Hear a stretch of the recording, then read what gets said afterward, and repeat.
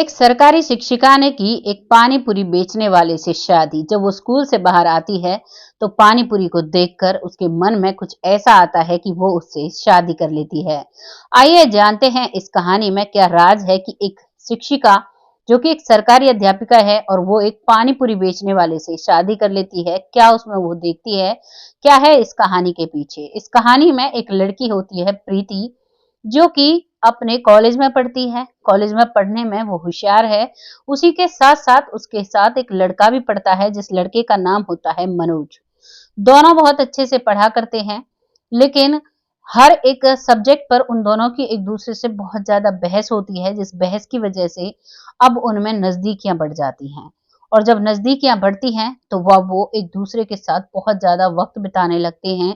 एक-दूसरे का WhatsApp number लेते हैं, कॉल पर भी बात करते हैं, वीडियो कॉल पर भी बात करते हैं। तभी मनोज कहता है कि क्यों ना प्रीति, हम इतना बात करते हैं, हम एक-दूसरे से प्यार भी करते हैं, क्यों ना शादी कर ली जाए। इस बात पर प्रीति कहती है कि ठीक है, हमारी ग्रेजुएशन कंप्लीट हो जाएगी तो उसके बाद हम दोनों शादी कर लेंगे, अपने-अपने घर वालों को बता देंगे। इस बात को सुनकर मनोज भी कहता है, बात बिल्कुल सही है, पहले अपनी पढ़ाई बाद में शादी की लाइफ देखेंगे। उसके बाद धीरे-धीरे वक्त निकलता है, ऐसे ही उनकी बातें चलती रहती हैं, एक दूसरे के साथ बहुत खुश हैं वो, एक दूसरे के साथ जब प्यार करते हैं। अब उनकी ग्रेजुएशन कंप्लीट होती है तो मनोज फिर से एक बार कहता है कि चलो प्रीति, तुम भी अपने घर वालों से बात कर लो, मैं भी अपने घर वालों से बात करता हूँ। तो मनोज जब अपने माता पिता से बात करता है तो उसके माता पिता कहते हैं कि कोई परेशानी नहीं है, तुम्हारे साथ पढ़ती है, तुम उसे पसंद करते हो, गृहस्थी बसानी है, अपनी पसंद की लड़की रहेगी तो बहुत अच्छा रहेगा, तुम्हारी लाइफ बहुत शांति से और अब माता पिता की जब वो आज्ञा पा लेता है, वो कह देते हैं कि बहुत अच्छी बात है। तभी वो प्रीति को बताता है, लेकिन प्रीति आंसू बहा रही थी, प्रीति रो रही थी। वो पूछता है मनोज, क्या हुआ, तुम क्यों रो रही हो। तभी प्रीति बताती है कि मैंने जब पापा से तुम्हारे और अपने रिश्ते की बात की तो पापा ने पूछा कि तुम क्या करते हो, तो मैंने बताया उसके पास खेत है, घर है और बहुत अच्छा लड़का है, मेरे साथ पढ़ता है, अभी कुछ करता नहीं है। तभी मेरे पापा कहते हैं कि बेटा, कम से कम अपने स्टैंडर्ड का तो चुना होता, तब तो हम कुछ सोचते। वो हमारे लायक नहीं है, क्योंकि प्रीति का जो पिता था उसने एक बिजनेस खोल रखा था जिससे उसे अच्छी खासी इनकम होती थी, जिसके सहारे वो बहुत अच्छे से जिया करता था। अब वो शादी के लिए मना कर देता है। प्रीति उदास रहती है। तभी मनोज कहता है कि प्रीति, तुम रो मत, शांत रहो, कोई बात नहीं, कोई ना कोई सॉल्यूशन निकल जाएगा। अब उसकी बात सुनती है, उस समय वो चुप हो जाती है। 3 पे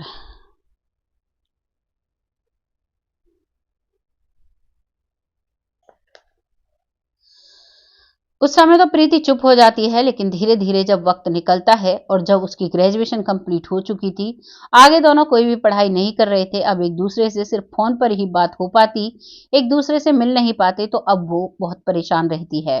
और एक दिन प्रीति कॉल करती है कि मनोज, क्या तुम मुझे खुश रखोगे अगर मैं तुम्हारी ज़िंदगी में आऊँ तो? तभी मनोज कहता है कि तुम्हारे लिए मेरे घर के और मेरे दिल के दरवाजे खुले हुए हैं, तुम जब चाहो आ सकती हो और मैं जीवन भर तुम्हें खुश रखूँगा। तुम्हारी हर छोटी से छोटी और बड़ी से बड़ी जो भी उम्मीद होगी उस पर खरा उतरूंगा।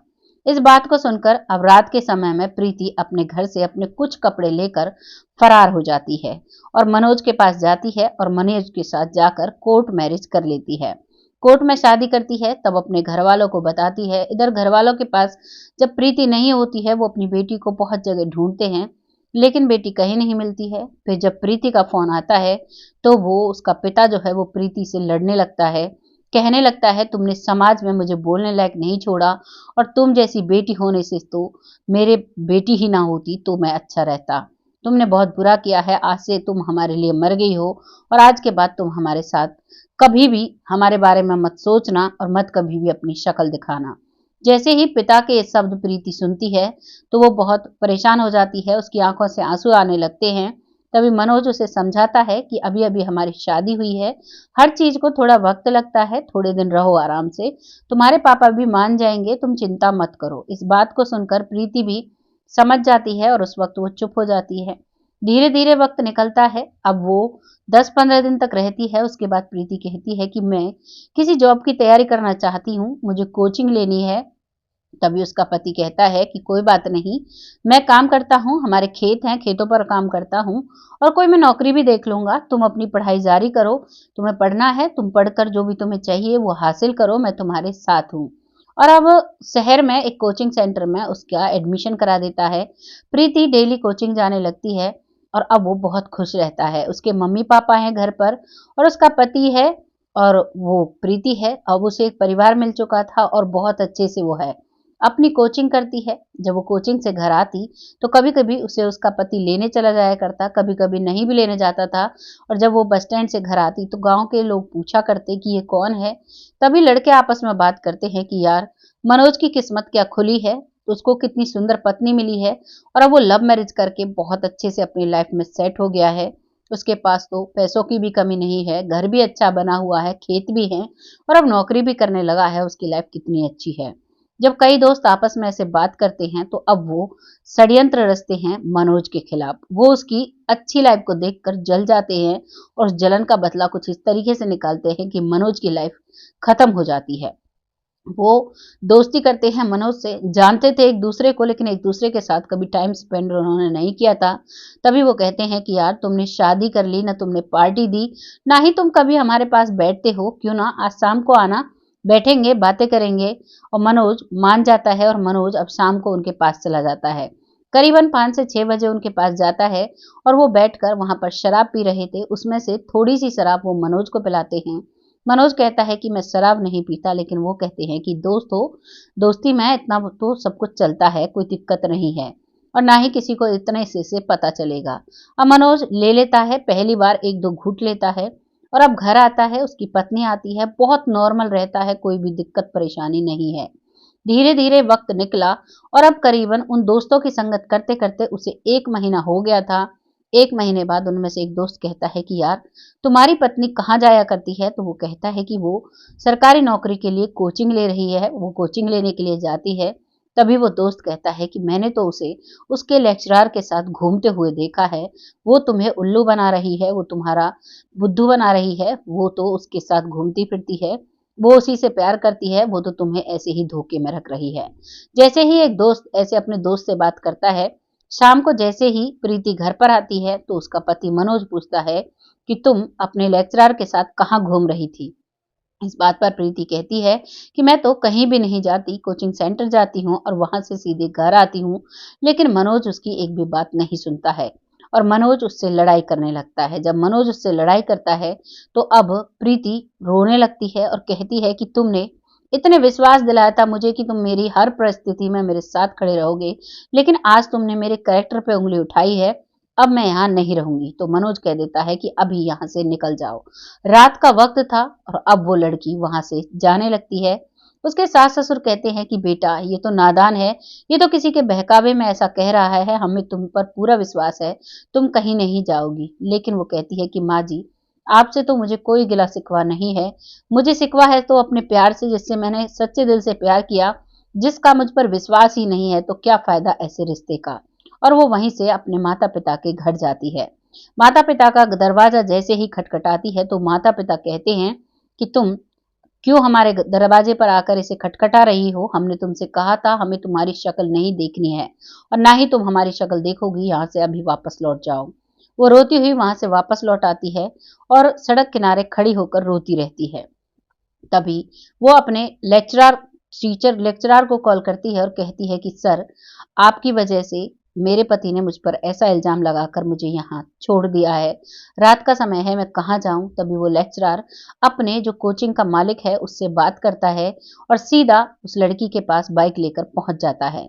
अब प्रीति अपने लेक्चरर की बाइक पर बैठकर कोचिंग सेंटर आ जाती है और जो सेंटर का मालिक था वो कहता है कि बेटा ज्यादा तो तुम्हारे लिए हम कुछ नहीं कर सकते, लेकिन इतना कर सकते हैं, तुम एक कमरे में रह सकती हो और बच्चों को दिन में कोचिंग करा सकती हो और यहीं से ना ही हम तुम जो कोचिंग लोगी उसकी हम तुमसे फीस लेंगे। ये सहारा प्रीति के लिए बहुत बड़ा सहारा था और वो खुश हो जाती है और हाथ जोड़कर अपने जो कोचिंग के ऑनर हैं उनका धन्यवाद करती है, अपने लेक्चरर का भी धन्यवाद करती है कि आज इस वक्त में अगर आप मेरे काम नहीं आते तो मैं कहाँ जाती। अपने पति की वजह से मैंने अपने माता पिता को भी छोड़ दिया और आज माता पिता ने भी मुझे ठुकरा दिया और मेरे पति ने भी मुझे घर से निकाल दिया। इस बात को सुनकर वो कहते हैं कोई बात नहीं बेटा, वक्त है, आज वक्त बुरा है कल वक्त अच्छा भी आएगा।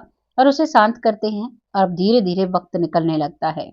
धीरे धीरे वक्त निकलता है, वो सुबह सुबह बच्चों को पढ़ाती है, शाम को अपनी कोचिंग लेती है और रात को वहीं पर रुक कर अपना पढ़ाई करती है। ऐसे ही वक्त निकल रहा था और सरकारी नौकरियों के फार्म भरने लगती है। करीबन 3 से 4 महीने होते हैं, तभी उसके दोस्त, जो मनोज के दोस्त होते हैं, वो कहते हैं कि देख यार, तेरी पत्नी तो अब उसी लेक्चरर के साथ जाकर बस गई है, वो तुम्हें बहुत धोखा दे रही थी। शुक्र मनाओ हमारा, जो हमने तुम्हें सही टाइम पर बता दिया, सही टाइम पर आगाह कर दिया। मनोज कहता है कि तुम लोग सही कहते थे, मेरी पत्नी ने मुझे धोखा दिया है। वो टूटे हुए दिल के साथ अब अपने दोस्तों के साथ बैठकर और ज्यादा शराब पीने लगता है। जब ज्यादा शराब पीता है, माता पिता कई बार उसे समझाते हैं कि बेटा ये सही नहीं है, तुम अपनी पत्नी को जाकर ले आओ, और तुम सारा दिन शराब पीते रहते हो, तुम बीमार हो जाओगे, तुम्हारा शरीर कमजोर हो जाएगा। लेकिन वो किसी की भी बात नहीं सुनता है और अब उसके माता पिता का देहांत हो जाता है बीमारी के चलते। माता पिता इस दुनिया में नहीं रहते हैं, करीबन 1.5-2 साल इन बातों को हो जाता है। और अब एक दिन उसके दोस्त कहते हैं कि यार, आज तुम्हारे घर पर बैठकर ही पार्टी करनी चाहिए, कुछ चखना वखना है क्या? नहीं है? तभी वो कहता है कि होगा, मैं लेकर आता हूँ, तुम घर पर आकर बैठो। उसके दोस्त उसके घर पर आकर बैठ जाते हैं और वो कुछ नमकीन, कुछ सलाद, वो सब लेने के लिए दुकान पर गया हुआ था। जैसे ही वो आता है और दरवाजा खोलने वाला था, तभी उसे उसके दोस्त की आवाज आती है। उसका दोस्त कहता है कि ये बड़े जिंदगी में मजे काट रहा था, देख लो मैंने इसका करा दिया ना वो हाल। मैंने इसे झूठी बात बताई और इस बेदिमाग ने उन झूठी बातों पर विश्वास कर लिया। अब मजे हैं, अब हमारे जैसा है, अब मेरे दिल में तसल्ली है। वो इस बात को सुनकर अब वो सारा खेल समझ जाता है और वहीं बैठकर फूट फूट कर रोने लगता है। वो अंदर जाता है, अपने दोस्तों को भली बुरी सुनाता है और कहता है कि तुमने मेरी लाइफ के साथ अच्छा नहीं किया है, अभी के अभी मेरी जिंदगी से और मेरे घर से निकल जाओ। उन्हें रात के समय वहां से निकाल देता है और शराब की बोतलों को तोड़ देता है और अपने मन अंदर ही कसम खाता है कि आज के बाद मैं शराब को हाथ नहीं लगाऊंगा, इस शराब ने मेरी जिंदगी बर्बाद कर दी है। अब वो मेहनत करने के लिए, मेहनत मजदूरी के लिए जाता है, लेकिन अब उसका शरीर इतना कमजोर हो चुका था कि वो कोई भी मेहनत का काम नहीं कर पाता है, बहुत जल्दी थक जाता है और अब वो घर में पड़ जाता है।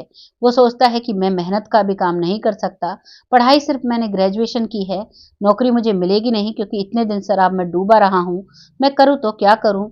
उस शराब के चलते उसने अपने खेत भी बेच दिए थे और उसका घर भी गिरवी पड़ा हुआ था। अब इन सब चीजों को सोचकर वो अपने आप को खत्म करने की सोचता है, लेकिन वो अपने आप को खत्म नहीं कर पाता है, क्योंकि जान देने के लिए बहुत जिगरा हो चाहिए होता है। हर किसी की हर किसी की रूह कांप जाती है जब मौत सामने होती है। अब वो ये सब कुछ नहीं कर पाता है, तभी उसके एक रिश्तेदार को उसकी हालत का पता चलता है। वो उसके घर पर आता है और उससे बात करता है।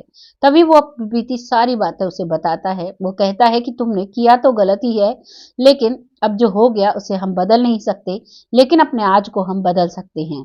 और वो उसे अपने साथ लेकर जाते हैं और उनका पानी पूरी का बड़ा होटल था, उसी में से वो उसे एक पानी पूरी बनाने की, एक इस पानी पूरी की रेसिपी को सिखवाता है और वो बेहद ही अच्छी लाजवाब रेसिपी बनाने लगता है पानी पूरी की।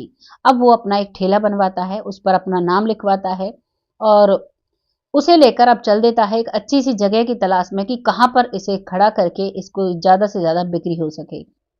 वो कई पार्कों के सामने खड़ा होता है, कई स्कूलों के सामने खड़ा होता है। एक दिन वो एक सरकारी स्कूल के सामने खड़ा हो जाता है। वहां पर जैसे ही छुट्टी होती है तो कुछ बच्चे अंदर से निकल कर आते हैं और आने के बाद कुछ बच्चे पानी पूरी खाने लगते हैं। वो बड़ी खुशी खुशी उनको पानी पूरी खिला रहा था और मन ही मन सोच रहा था, चलो आज तो पैसे सही बन जाएंगे, आज मैं सही जगह पर आया हूँ, क्योंकि सरकारी स्कूल में से ज्यादा बच्चे उसके साथ खड़े होकर पानी पूरी खाते हैं। जैसे ही बच्चे जाते हैं तभी सरकारी स्कूल के टीचर्स आते हैं और उन टीचर्स में से वही उसकी पत्नी प्रीति आती है। प्रीति उसे देखती है और कहती है कि मनोज, ये तुमने क्या हाल बना रखा है और तुम्हें क्या जरूरत पड़ गई पानी पूरी बेचने की। जब वो इतनी बेधड़क पने से उससे बात करती है और अपने कानों में वो एक आवाज अपने नाम की और अपने पन की सुनता है, तो उसे बहुत दुख होता है, उसकी आंखों में आंसू आ जाते हैं। आंसू भरी आंखों से अपनी पत्नी की तरफ देखता है और कहता है कि मुझे माफ कर दो, मैंने तुम्हारे साथ बहुत किया, बहुत गलत किया प्रीति। अब जो हो गया मैं उसे नहीं बदल सकता, लेकिन तुम सुनाओ कैसी हो। वो कहती है कि मैं तो जो भी हूँ ठीक हूँ, लेकिन तुमने अपनी हालत इतनी खराब कैसे कर ली? क्या तुम मुझे बता सकते हो? तो वो अपनी सारी बात बताता है। वो कहता है कि मैंने दोस्तों की वजह से तुम पर शक किया, आज मैंने वो दोस्ती सारी छोड़ दी है, लेकिन अब मैं तुम्हारे काबिल नहीं रहा, ना ही तो मैं कोई मेहनत का काम कर सकता हूँ, बस ये पानी पूरी का काम करके 2 वक़्त की रोटी निकालता हूँ। इस बात को सुनकर प्रीति की भी आँखों में आँसू आ जाते हैं और प्रीति कहती है कि जब तुमने मुझे तलाक का नोटिस भेजा था, तब मुझे ही पता है मैं कितना रोई थी। तुम्हारी वजह से मैं अपने माता-पिता से दूर हुई और तुमने एक तलाक देकर मुझे अपने से दूर कर दिया। तभी मनोज कहता है कि वो तलाक भी मैंने खुद से नहीं भेजा था। मेरे दोस्तों ने बताया कि तुम लेक्चरर के साथ बहुत जगह घूमती हो और तुम उसी से प्यार करती हो, इसीलिए मैंने तुम्हें तलाक का नोटिस दिया था। मुझे माफ़ कर दो, अगर तुम्हें मुझे तलाक नहीं देना था तो तुमने साइन क्यों किए थे? तभी वो कहती है कि जब मुझे बहुत गुस्सा आ रहा था, तुम्हारा मुझ पर विश्वास नहीं, ऊपर से तुम तलाक लेना चाहते हो, तुमने मुझे घर से निकाल दिया, इसीलिए मैंने तलाक दे दिया था। अब दोनों की बातें एक दूसरे सुन चुके थे, तभी प्रीति कहती है क्या ऐसा नहीं हो सकता कि हम दोनों एक साथ रह सकें? तभी मनोज कहता है कि ऐसा नहीं हो सकता क्योंकि मैं तुम्हारे लायक नहीं, तुम तो एक सरकारी शिक्षक बन चुकी हो अपनी मेहनत के बल पर, और मैं कहाँ से कहाँ पहुंच गया, मेरे पास ना घर है ना खेत है ना कुछ है। तभी वो बताती है कि जब से मेरी सरकारी नौकरी लगी है, मैंने एक घर किराए पर लिया हुआ है, वहीं पर हम दोनों रहेंगे और चलो दोनों शादी करते हैं। मनोज भी मान जाता है और अब मनोज और प्रीति दोनों दोबारा से एक मंदिर में जाकर शादी करते हैं और दोनों राजी खुशी अब अपने घर में रहने लगते हैं। अब प्रीति ने उसका पानी पूरी बेचना भी बंद करा दिया। उससे कहा है कि तुम पढ़ाई करो, तैयारी करो। अब वो पढ़ाई करता है, तैयारी करता है और अब एक प्राइवेट स्कूल में वो नौकरी करने लगता है। दोनों पति पत्नी टीचर हैं, एक सरकारी है, एक प्राइवेट है। दोनों सुबह-सुबह स्कूल जाते हैं, शाम को अपने घर आते हैं और राजी खुशी रहा करते हैं। ये थी कहानी एक पानीपुरी वाले की और एक सरकारी शिक्षिका की कहानी। आपको कैसी लगी कमेंट सेक्शन में ज़रूर लिखना। क्या कहना चाहेंगे आप मनोज के बारे में? क्या कहना चाहेंगे आप प्रीति के बारे में जिसने दोबारा भी अपने पति को अपना लिया? जो भी आपको लगता है अपनी राय लिखिएगा ज़रूर, लोगों के साथ शेयर करिएगा।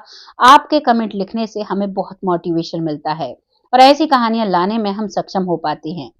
तब तक के लिए खुश रहें, आबाद रहें। जय हिंद, जय भारत।